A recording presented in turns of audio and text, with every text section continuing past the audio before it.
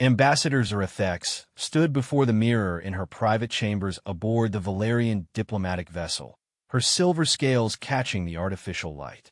Tomorrow would mark the end of a war that had ravaged three-star systems for over a decade.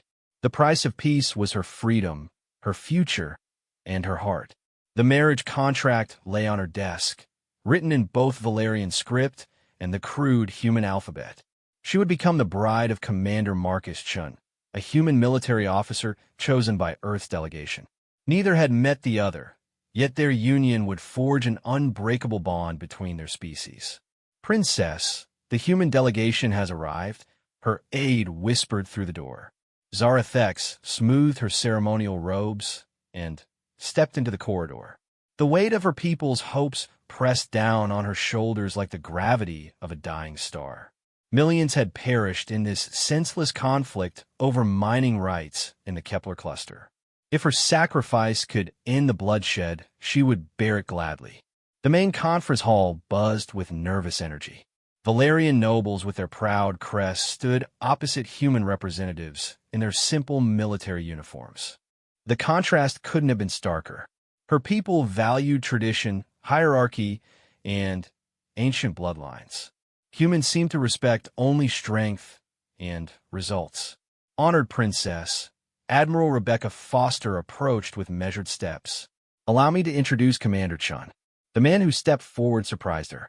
Where she had expected a battle-scarred warrior, she found someone barely past his prime years. His dark hair was neatly trimmed, his brown eyes held intelligence rather than cruelty, and when he bowed in the Valerian fashion, the gesture seemed genuine rather than mocking. "Your Highness," Marcus said in accented but clear Valerian, "I'm honored by this arrangement." "The honor is mine, Commander," she replied in flawless English, noting the flash of surprise in his eyes. "I trust your journey was comfortable as one can expect when traveling to marry a stranger for politics," he answered with unexpected honesty. The directness caught her off guard.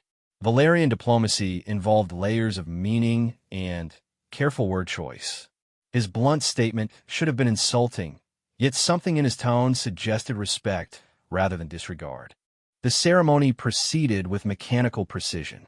Ancient Valerian rites mixed with human customs created an awkward hybrid that satisfied neither culture completely. When Marcus placed the simple gold band on her finger, Zarathex felt the weight of chains rather than jewelry. "By the authority of the Galactic Peace Accord, I pronounce you bonded in the eyes of both our peoples," the neutral Centaurian judge announced. "May this union bring lasting peace to the galaxy." The reception that followed was a stilted affair. Valerian nobles whispered among themselves about the degradation of marrying their princess to a mere human, while Earth's representatives seemed uncomfortable with the elaborate protocols. Zarathex noticed her new husband standing alone near a viewport, staring out at the stars. "Having second thoughts?" she asked, approaching him with 2 glasses of Andromedan wine. "Many," Marcus admitted, accepting the drink. "Though not about the marriage itself. About what comes after." "What do you mean?" Marcus turned to face her fully. "Princess, there are things about this conflict that neither of our governments have shared with their people. The real reason for this war goes far deeper than mining rights." "What are you talking about?" Before he could answer, a young human officer approached urgently. "Commander, priority message from Earth Command." "Eyes only." Marcus excused himself, leaving Zarathex with more questions than answers. What wasn't she being told about her own sacrifice? What secrets lay beneath this carefully orchestrated peace? Later that evening, as they prepared to depart for Earth aboard Marcus's ship, she confronted him in private. "My husband, you spoke of hidden truths. I have given up everything for this peace. Do I not deserve to know what I've truly sacrificed for?" Marcus studied her for a long moment, then activated a privacy field around them. "What do you know about Earth's real military capabilities? Your fleets are formidable, but smaller than ours. Your technology is adequate, but not superior. You fight with determination, but lack our strategic experience." "That's what we wanted everyone to believe," Marcus said quietly. "Princess, your people think they're making peace with a struggling human military. The truth is far more complex. Explain. Earth didn't just develop faster than light travel 50 years ago. We've had it for over 2 centuries. We didn't just discover plasma weapons through trade with the Andorians. We invented them. Every piece of technology your people think they've surpassed us in, we've actually been holding back. Zarathex felt the floor shift beneath her feet. That's impossible. Our intelligence networks would have detected such deception. Marcus smiled sadly. Would they? When the deceivers control the very technology your networks rely on. The implications hit her like a physical blow. If humans had been concealing their true capabilities for centuries, then this entire war had been orchestrated. But why? What could they possibly gain from such elaborate deception? Why tell me this? She whispered. Because tomorrow we reach Earth, and you're going to see things that will change everything you believe about humanity's place in the galaxy. I thought you deserved fair warning. As their ship jumped to hyperspace, carrying them toward Earth, and she married a human for peace, only to discover he held ultimate power, the first sign that everything Zarathex knew about humanity was wrong came when their ship dropped out of hyperspace near Earth. She had expected to see the modest orbital stations described in Valerian intelligence reports. Instead, the viewport revealed a sight that made her blood freeze. Thousands of massive structures orbited the blue planet. Not just space stations, but entire cities spinning in the void. Shipyards stretched for hundreds of kilometers, constructing vessels that dwarfed anything in the Valerian fleet. Energy signatures from the orbital ring around Earth's equator indicated power generation capabilities that should have been impossible. This cannot be real, she breathed, pressing her face to the viewport. Marcus stood beside her, his expression grim. Luna Base houses our primary military command. Mars has been terraformed for agricultural production. The asteroid belt has been completely strip-mined and converted into a manufacturing complex. What you're seeing is just the local infrastructure. How long? Her voice was barely a whisper. The orbital cities? About 100 years. The ring? 50. The industrial complex around Jupiter has been operational for 75 years. Zarathex stumbled backward. The Valerian Empire prided itself on being the most advanced civilization in known space. Their great orbital palaces around Valera Prime were considered marvels of engineering. Yet they looked like primitive outposts compared to what surrounded Earth. Your people told us humanity barely managed interstellar travel a generation ago. We've been traveling between stars for over 3 centuries, Marcus replied. The first human colonies were established in the Alpha Centauri system before your people even discovered electricity. The communications officer interrupted them. Commander, Earth Control is requesting immediate clearance codes. Marcus walked to the communication station and spoke a series of numbers that seemed far too complex for simple identification. The response came back instantly, but not in English or Galactic Standard. The language was something Zarathex had never heard before. What was that? She demanded. Security protocols.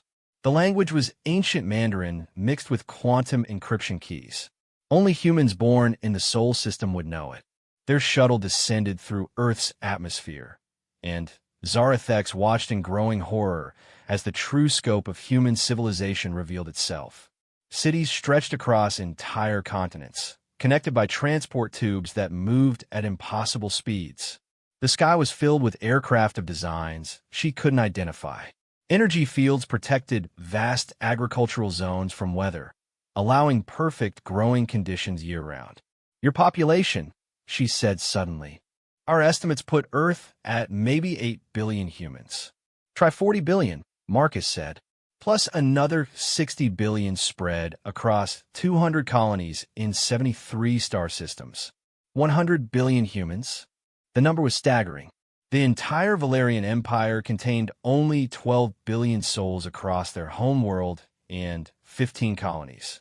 They landed at what Marcus called a small regional facility, yet it was larger than the main spaceport on Valera Prime. As they disembarked, Zarathex noticed something else disturbing. Every human they passed moved with casual confidence, as if they own the galaxy. There was no deference, no awe at meeting an alien princess. They nodded politely and continued their business. "They're not impressed by me," she observed. "Should they be? We've had diplomatic contact with over 40 species. Valerians are just one of many." Another shock. Valerian intelligence insisted that humans had only encountered 3 alien species before making contact with them.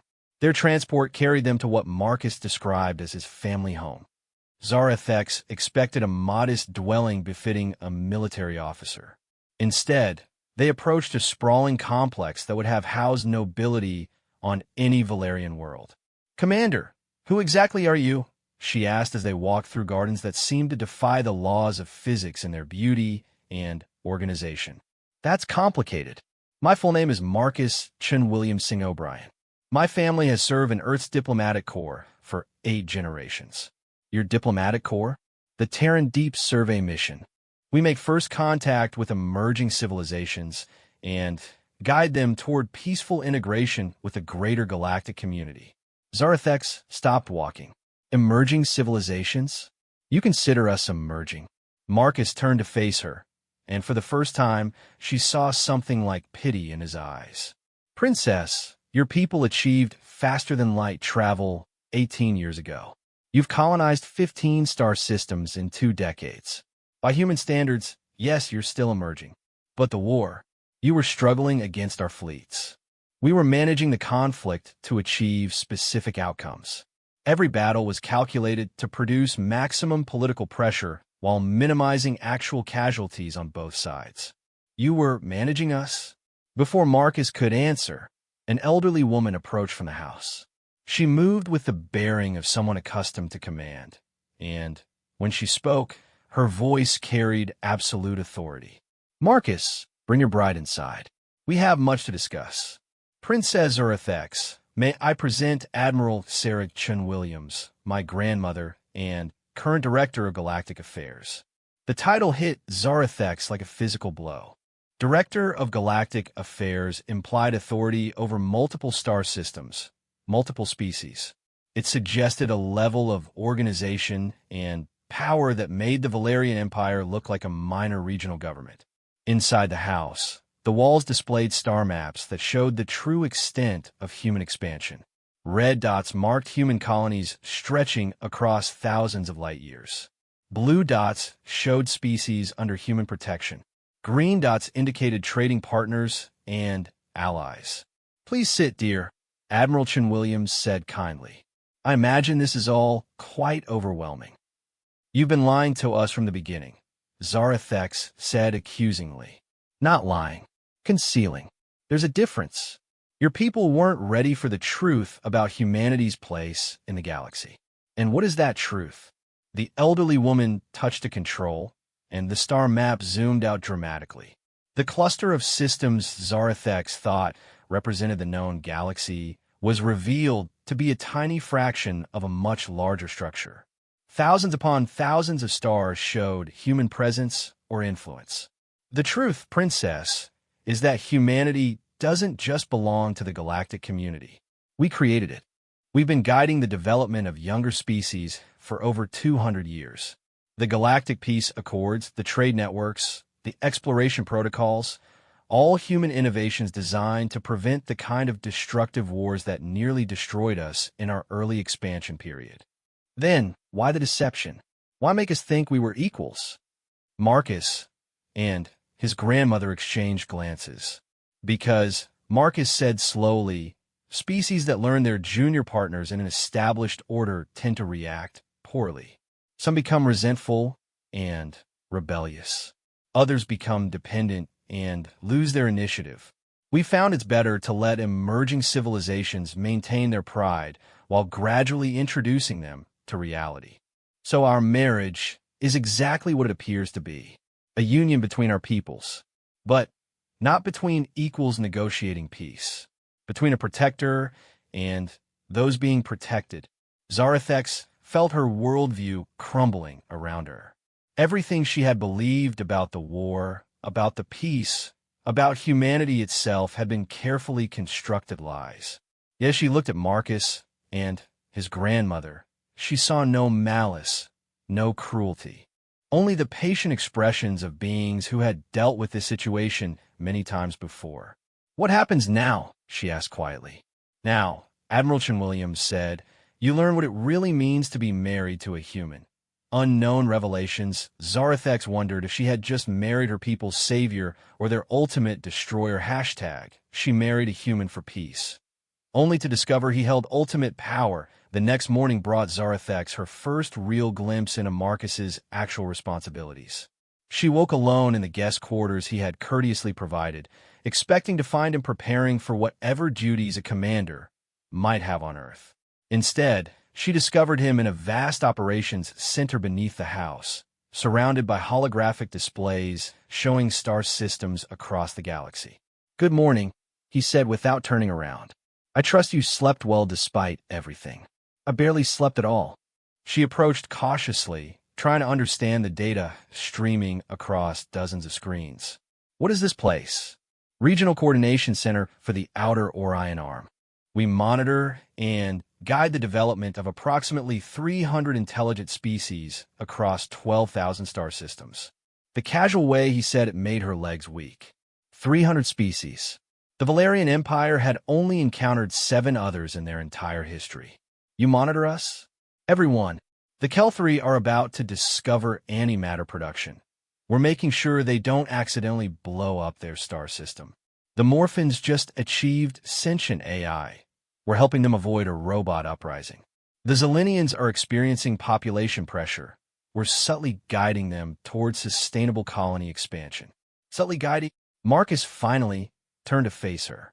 Careful placement of trading opportunities, strategic introduction of new technologies through seemingly accidental discoveries, occasional diplomatic interventions presented as neutral mediation.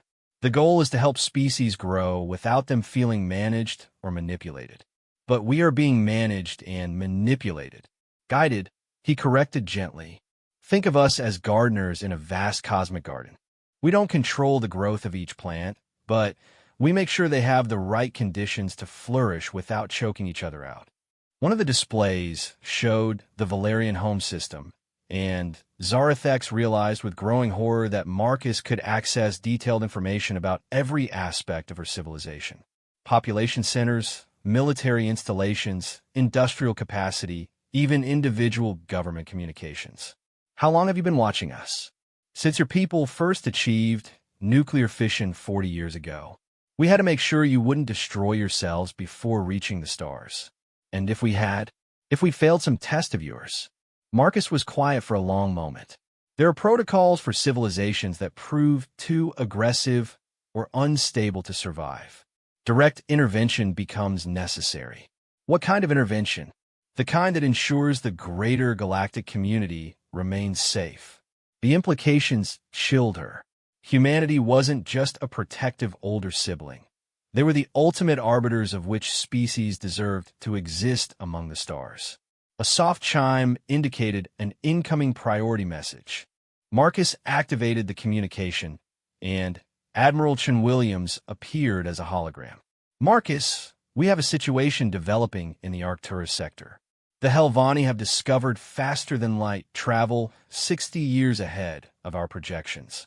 "Ahead of projections?" "That's impossible. Our modeling algorithms account for every variable." "Apparently not every variable.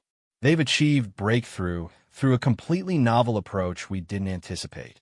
Worse, their first test jump landed them in Zephyrian space."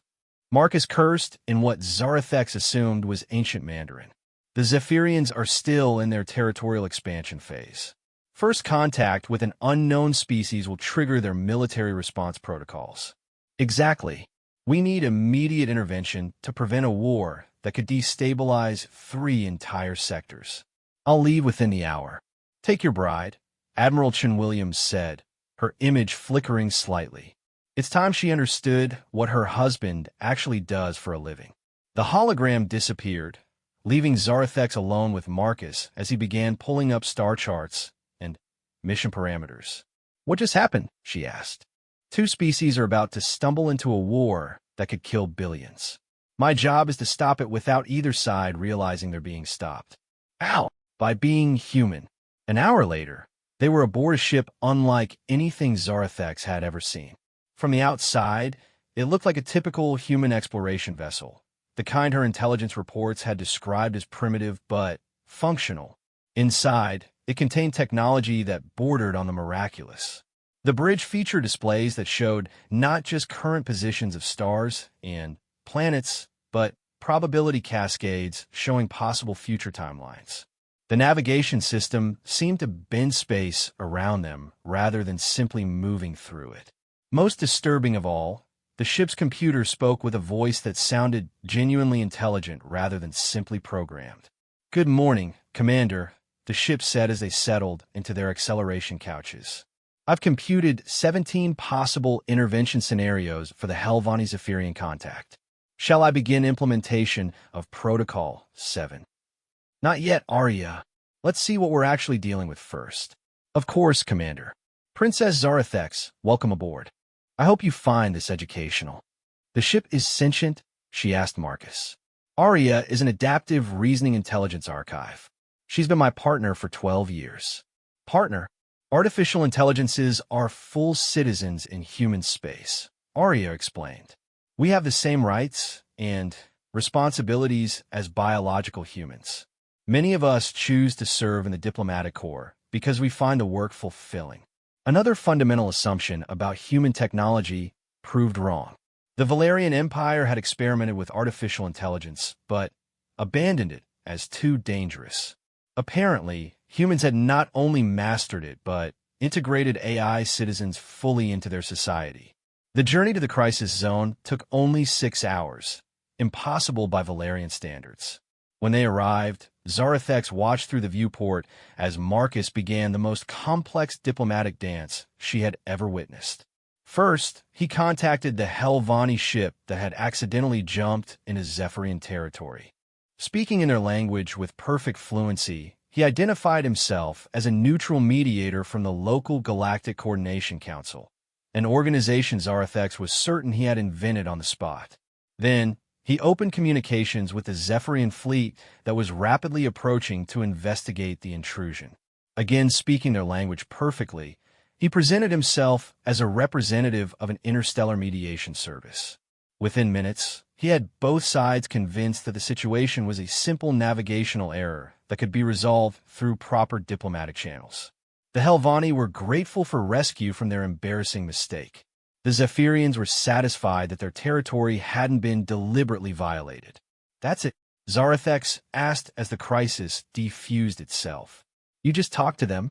"Communication is the foundation of all diplomacy," Marcus replied. "But, yes, that's essentially it. What about the 17 intervention scenarios?" "Those were backups in case talking failed. The Helvani ship could have been discreetly disabled, and its crew convinced they suffered a mechanical failure. The Zephyrian fleet could have been delayed by fabricated technical emergencies. In worst-case scenarios, both sides could have had their memories of the encounter selectively edited." "Edited? You can alter memories?" "When necessary to prevent galactic wars, yes. Though we prefer not to. It's considered rather rude." As they prepared to depart, leaving behind two species that would never know how close they had come to mutual destruction, Zarathex began to understand the true scope of human power. They didn't rule the galaxy through conquest or intimidation. They shaped it through information, technology, and careful manipulation of events. "How many crises like this happen?" she asked. "Arya, current statistics, please." "In the past galactic standard year, we have conducted 437 direct interventions, prevented 82 potential conflicts, and guided 57 species through critical development phases. Success rate remains at 99.7%. And the 0.3% that fail." Marcus was quiet for a moment. Sometimes species choose paths that make them incompatible with galactic peace. When that happens, difficult decisions must be made. Zarathex was beginning to understand that her marriage hadn't made her the wife of a simple military officer. She had married someone who held the power of life and death over entire civilizations 2 weeks after witnessing Marcus prevent an interstellar war With a few carefully chosen words, Zarathex thought she was beginning to understand the scope of human influence. She was wrong. The real revelation came when Arya detected an anomaly in the quantum background radiation of a system Marcus had marked as under observation. "Commander, the Vorthan Collective has just activated what appears to be a reality manipulation device," Arya announced during their morning briefing. Marcus nearly dropped his coffee. "That's impossible. Our projections showed they wouldn't discover dimensional engineering for another 3 centuries. Nevertheless, the quantum signature is unmistakable. They appear to have stumbled onto a piece of predecessor technology." Zarathex had never seen Marcus look genuinely alarmed before. Predecessor technology? What does that mean? 50 million years ago, a species we call the predecessors seeded the galaxy with automated systems designed to guide the evolution of intelligence. Most of their technology is dormant, waiting for species to reach specific development thresholds. Some of it. He paused, running calculations on his personal display. Some of it can reshape reality itself. The Vorthan Collective? Zarathex searched her memory. "I've never heard of them. Silicon-based intelligence from the Magellanic Cloud. They're problematic, highly aggressive, completely xenophobic, and now apparently in possession of technology that could unmake entire star systems." The urgency in Marcus's voice made her realize this was different from their previous mission. The Helvani Zephyrian incident had been a simple diplomatic crisis. This threatened something much more fundamental. "What do we do?" "We call for backup." Marcus activated a communication array she hadn't seen before. The signal that went out wasn't directed at Earth or any human colony. Instead, it reached into what Arya described as Hyperspace Relay Network Alpha. The response came from someone Zarathex would never have expected. "Marcus, good to hear from you," said a voice that sounded distinctly non-human. "Tequad hit it. We detected the Vorthan activation 3 minutes ago. Fleet coordination is already assembling." "Fleet coordination?" Zarathex whispered. Marcus activated the view screen, revealing a gathering armada that defied every assumption she'd made about galactic politics. Ships of dozens of different designs were assembling in formation, some clearly human, others belonging to species she recognized, and many more that were completely unfamiliar. "Princess, meet the real galactic community," Marcus said. "The one that operates behind the scenes to maintain stability." A new voice joined the communication, crystalline tones that could only belong to a Zephyrian. "Greetings, human Marcus. The situation requires immediate containment. We have 18 warships en route. Appreciated Crystal Singer. Any word from the Andromedans?" "We are here," said a voice that seemed to come from everywhere at once. 3 dreadnoughts holding at the dimensional barrier. Zarathex stared at the assembled fleet in growing shock. Representatives from dozens of species were coordinating military action with casual efficiency that spoke of long cooperation. Yet according to everything she knew about galactic politics, most of these species barely tolerated each other. "How long has this alliance existed?" she asked. "About 40,000 years," Marcus replied absently, studying tactical displays. "Ever since the last time someone activated predecessor reality manipulation technology and nearly collapsed the local galactic arm. 40,000 years? But humans have only been in space for... Princess, I keep telling you, everything you know about human history is carefully crafted fiction." The true scope of the deception hit her like a physical blow. Not just centuries of hidden development, but millennia. Humans hadn't just achieved interstellar travel early. They had been part of galactic civilization since before the Valerian species had evolved intelligence. "The marriage," she said suddenly, "our entire civilization's introduction to galactic politics. It was all theater." Marcus turned away from his displays to face her fully. "Not theater. Training. Your people are being prepared for eventual admission to the real galactic community. But that process takes time." "How much time?" "Usually about 2,000 years from first contact to full membership." 2,000 years. Before Marcus could respond, Arya's voice cut through their conversation with urgent priority. "Commander, The Vorthan device has achieved stable reality distortion. They've begun expanding their territorial control through dimensional manipulation. On the main display, Zarathex watched in horror as star systems simply ceased to exist. Not destroyed, unmade, as if they had never been. Entire worlds with billions of inhabitants were edited out of reality itself. Time for talking just ended, Marcus said grimly. Arya, signal the fleet. Operation Predecessor Override is authorized. What followed was unlike any battle Zarathex could have imagined. The assembled ships didn't fire conventional weapons at the Vorthan Collective. Instead, they projected fields of what Marcus called stabilized reality that prevented further dimensional manipulation. Meanwhile, human ships began deploying technology that seemed to bend the laws of physics. Space itself twisted around the Vorthan system, isolating it from the rest of the galaxy. Then, impossibly, time began flowing backward in that isolated region. We're rewinding local space-time to before they activated the device, Marcus explained, watching the chronometer displays. It's the only way to undo reality manipulation on this scale. You can manipulate time itself, not easily, and not without consequences. This operation will cost us approximately 50,000 years of accumulated temporal energy reserves. But it's better than allowing the Vorthans to accidentally unravel the galaxy.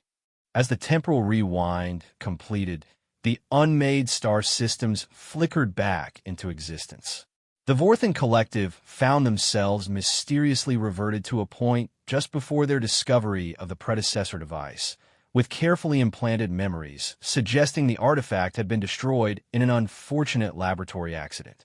Will they try again? Zarathex asked as the fleet began dispersing.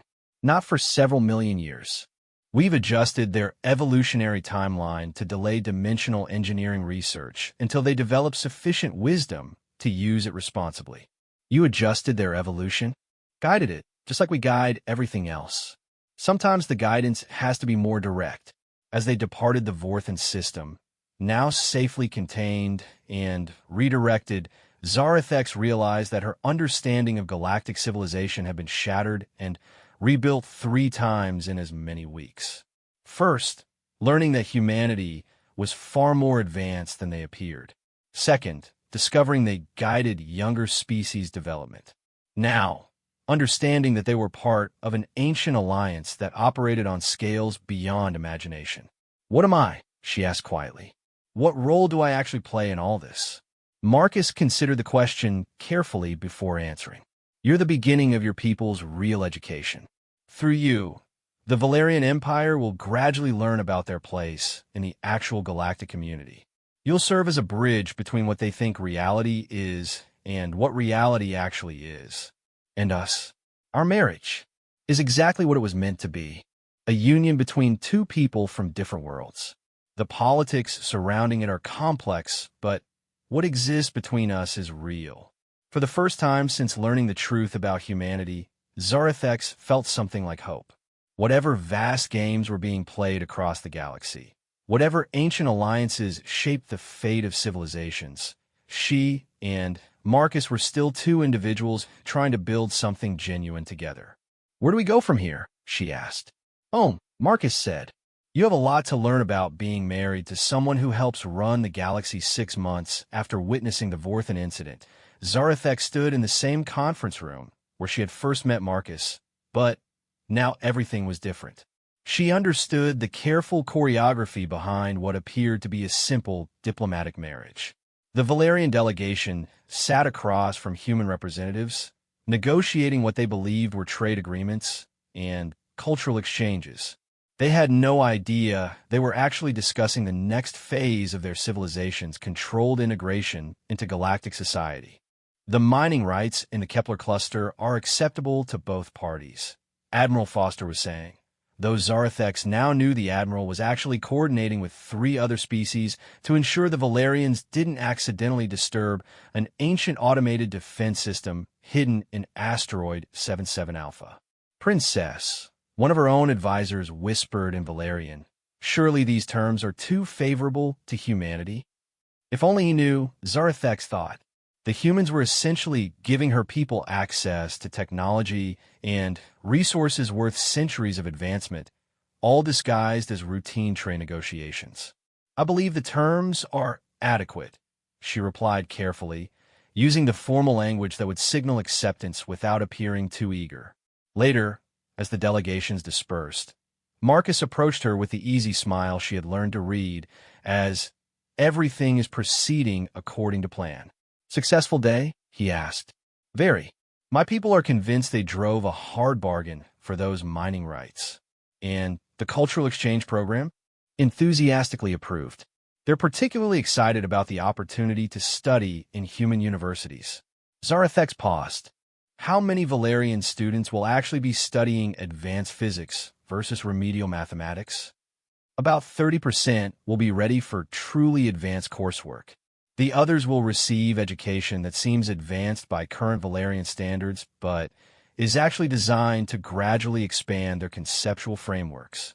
It still amazed her how humans managed to provide genuine benefits while carefully controlling the pace of development. Valerian students would return home with knowledge that would advance their civilization by decades, while never realizing they were receiving a modified curriculum. "There's something else," Marcus said, his tone shifting to one she recognized as personally important rather than professionally significant. "The Galactic Council has approved your application." Zarathex felt her heart skip. "Application for observer status. You'll be allowed to attend council sessions and learn how the real galactic government functions. It's the first step toward eventual full membership for your people." "How long until full membership? For individuals?" "You could qualify within a few years if you choose to undergo the enhancement process." "For the Valeria Empire as a whole?" "The original timeline was 2,000 years, but your rapid adaptation might accelerate that to 1,500. The enhancement process was something Marcus had mentioned but never fully explained. She knew it involved integration with human biotechnology and expanded consciousness, but the details remained vague. "What does enhancement actually involve?" Marcus was quiet for a moment, then activated the privacy field that had become routine for their more sensitive conversations. "Remember when you asked how humans could have been spacefaring for millennia when our individual lifespans are barely a century? I assumed there was some kind of life extension technology. There is, but it's more complex than that. Enhanced humans don't just live longer. We exist differently. Enhanced consciousness allows us to process information across multiple timelines simultaneously, to maintain memories and relationships across centuries, to coordinate activities on galactic scales. You're enhanced. I underwent the process when I turned 25. Every human who works in galactic affairs does.